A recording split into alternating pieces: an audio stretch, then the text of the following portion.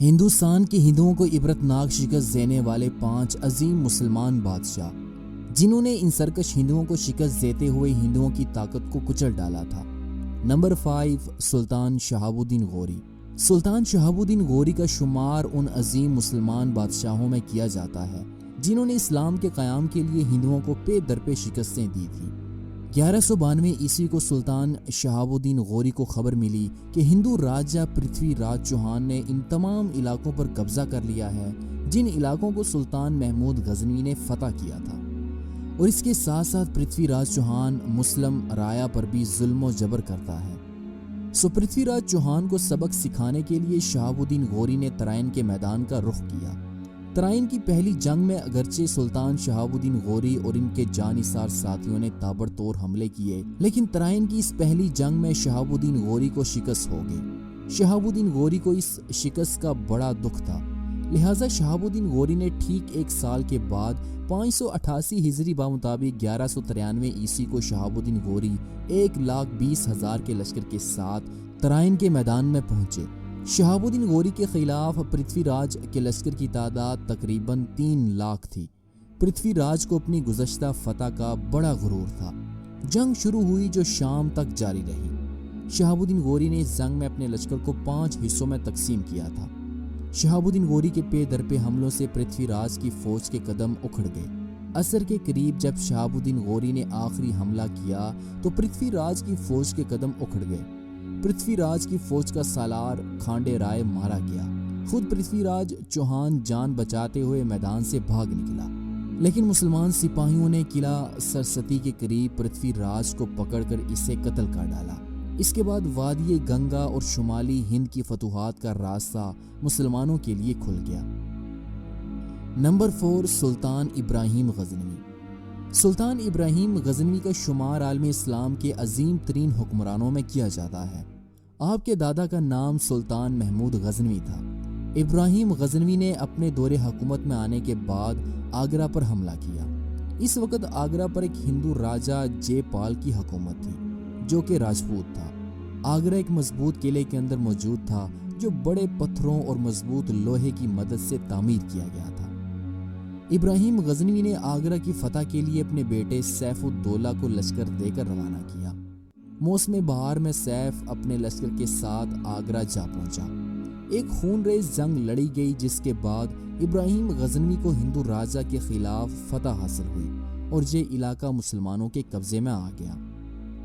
Number 3، سلطان محمود غزنوی۔ سلطان محمود غزنوی عالم اسلام کے وہ عظیم مسلمان جرنیل ہیں جن کی فتوحات نے مسلمانوں کے لیے بر صغیر کے راستے کھول دیے، کیونکہ سلطان محمود غزنوی ہندوستان پر 16 کامیاب حملے کر چکے تھے۔ سلطان محمود غزنوی کا سب سے خطرناک حملہ سومنات کا حملہ تھا۔ جنوری 1026 عیسوی میں سلطان محمود غزنوی اپنے لشکر کے ساتھ سومنات کے مندر پہنچے۔ سلطان نے اس شہر کا محاصرہ کر لیا۔ ہندوؤں نے مسلمانوں کا ڈٹ کر مقابلہ کیا۔ شام تک جنگ جاری رہی لیکن جنگ کا کوئی فیصلہ نہ ہو سکا۔ تیسرے دن سلطان محمود غزنوی کی فوج نے اس شدت کے ساتھ قلعے کی فصیل پر حملہ کیا کہ ہندوؤں کو فصیل چھوڑنی پڑی۔ ہندوؤں کی حالت دیدنی تھی۔ وہ بھاگ بھاگ کر مندر میں جاتے اور اپنے دیوتاؤں کے آگے گڑ گڑاتے اور ان سے مدد کی درخواست کرتے، لیکن اب سومنات کے دن پورے ہو چکے تھے۔ بہت جلد سلطان محمود غزنوی کی فوج نے سومنات کے مندر پر حملہ کر کے اسے فتح کر لیا۔ سومنات کی فتح ایسی فتح تھی جس نے سلطان محمود غزنوی کی شخصیت کو 4 چاند لگا دیے اور سلطان محمود غزنوی کو دنیائے اسلام میں عزت کی نگاہ سے دیکھا جانے لگا۔ نمبر 2، شہنشاہ اورنگزیب عالمگیر۔ اورنگزیب عالمگیر کا شمار عالم اسلام کے طاقتور ترین مسلمان بادشاہوں میں کیا جاتا ہے جو بہت بڑی سلطنت کے بادشاہ تھے۔ ہندوستان میں اگر کسی نے خود سر ہندو مرہٹوں سے ٹکر لی ہے تو وہ صرف اور صرف اورنگزیب عالمگیر ہیں۔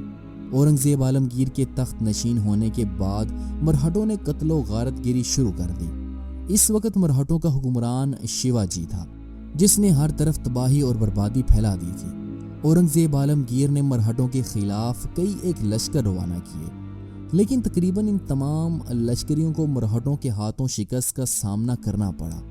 اورنگزیب عالمگیر جن کی عمر اس وقت 90 سال کی ہو چکی تھی، وہ مرہٹوں کی آئے روز بغاوتوں سے تنگ آ چکے تھے، لہٰذا اورنگزیب عالمگیر نے جون 1700 عیسوی کو مرہٹوں کے صدر مقام پارلی کا محاصرہ کر لیا۔ یہ محاصرہ اس قدر سخت تھا کہ مرہٹے اورنگزیب عالمگیر کا مقابلہ نہ کر سکے اور جلد انہوں نے اورنگزیب عالمگیر کے سامنے ہتھیار ڈال دیے۔ یوں اورنگزیب عالمگیر نے ہندوستان میں ان ہندو مرہٹوں کی طاقت کو کچل کر رکھ دیا تھا۔ نمبر 1، محمد بن قاسم۔ محمد بن قاسم وہ واحد اور عظیم شخصیت ہیں جنہوں نے پہلی بار ہندوستان کی سرزمین پر فوج کشی کی۔ محمد بن قاسم کی فوج کشی کی تاریخ بڑی حیران کن ہے۔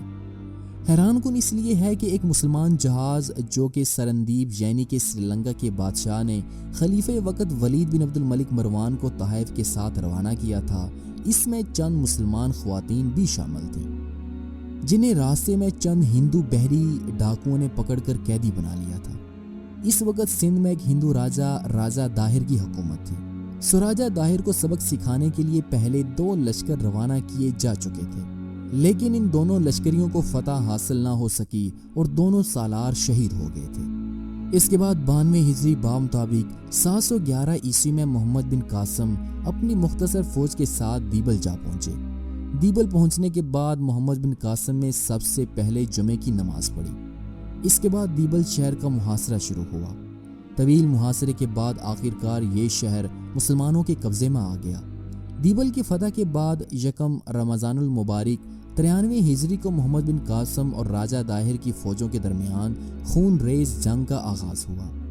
اس جنگ میں محمد بن قاسم کے پاس صرف 12,000 سپاہی تھے، جبکہ راجہ داہر کے پاس 100 جنگی ہاتھی اور 40,000 کی فوج تھی۔ یکم رمضان المبارک سے لے کر 9 رمضان المبارک تک گمسان کی جنگ جاری رہی۔